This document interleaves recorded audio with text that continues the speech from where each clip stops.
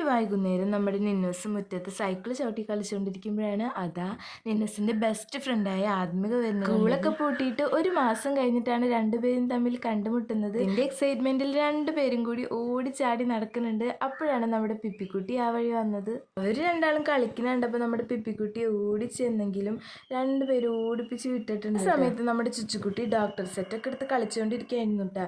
ഇത് കണ്ട നമ്മുടെ നിന്നൂസും ആത്മീയയും കൂടിയിട്ട് വേഗം ഓടി വന്ന് ആ ഡോക്ടർ സെറ്റൊക്കെ അവളുടെ നിന്ന് തട്ടിപ്പറിച്ച് വാങ്ങിച്ച് അവർ തമ്മിൽ കളിക്കാൻ തുടങ്ങിയിട്ടുണ്ട്.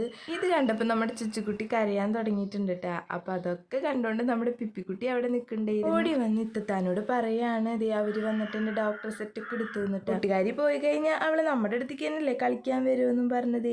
രണ്ടുപേരും പോയി കളിച്ചുകൊണ്ടിരിക്കുകയാണ്. അപ്പോൾ ഇതിൽ ആരുടെ കോംബോയാണ് നിങ്ങൾക്ക് ഇഷ്ടമായ? പിപ്പിക്കുട്ടിയുടെയും ചുച്ചുക്കുട്ടിയുടെയാണോ അതോ നിന്നൂസിൻ്റെയും കൂട്ടുകാരിയുടെയാണോ? കമൻറ്റ് ചെയ്യാൻ മറക്കരുത്. Thank you.